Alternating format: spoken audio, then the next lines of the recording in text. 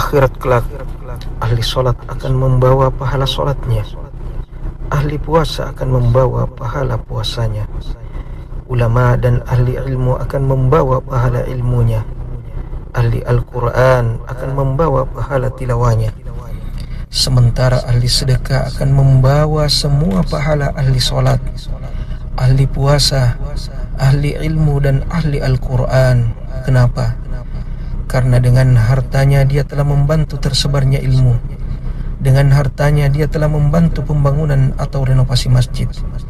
Tempat ahli solat melakukan solat. Tempat ahli ilmu mengajarkan ilmunya. Tempat para penuntut ilmu belajar dan bermajlis.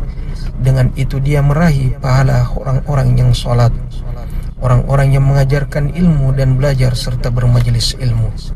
Dengan hartanya dia memberikan makan orang-orang yang berpuasa. Dengan itu dia meraih pahala orang yang berpuasa. Dengan hartanya dia telah mencetak serta menyebarkan Al-Quran dan kitab-kitab para ulama.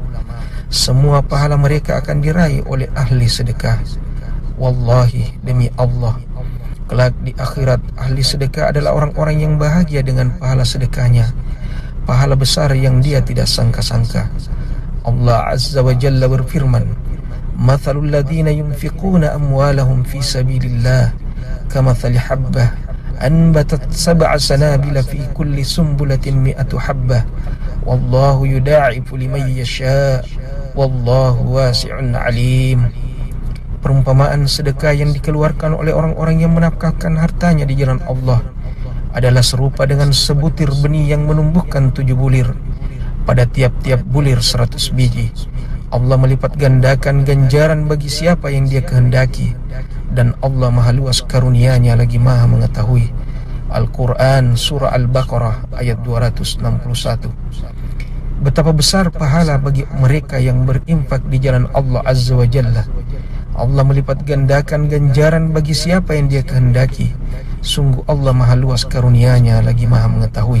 Rasulullah sallallahu alaihi wasallam bersabda, "Man tasaddaqa bi'adli tamaratin min qasbin tayyibin wa la yaqbalu Allahu illa at-tayyibah wa inna Allah yataqabbaluha bi yaminihi thumma yurabbiha li sahibiha kama yurabbi ahadukum faluwah hatta takuna mithlal jabal."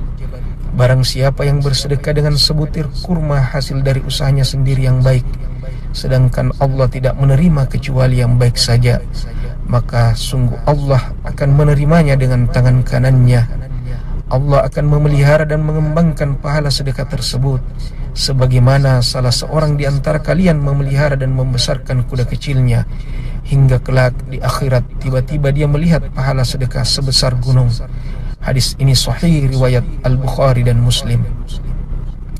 Lihatlah, Allah Azza wa Jal tidak melihat seberapa besar yang kita sedekahkan, namun Allah melihat ketakwaan hati kita. Ketika kita berkorban di jalan Allah sekecil apapun itu, Allah akan memeliharanya. Allah akan mengembangbiakannya menjadi besar, jauh lebih besar dari yang kita bayangkan. Untuk itu, berinfaklah, berikanlah sedekah dari harta kita untuk membantu saudara-saudara kita, membantu orang-orang yang berjuang di jalan Allah Azza wa Jal, membantu guru-guru kita yang berjuang menyelamatkan akidah dan mencerdaskan umat, membantu mereka para tenaga medis di tengah wabah ini, membantu mereka para relawan sosial yang berada di garis depan dan rela meninggalkan keluarga yang mereka cintai, yang bahkan mempertaruhkan kesehatan dan jiwa mereka untuk menolong sesama. Saudaraku, ambillah bagian, jangan pernah ketinggalan, jangan pernah menyesal ketika orang-orang bahagia dengan pahala sedekahnya, sementara kita hanya meratap penuh sesal. Na'udzubillah min dzalik.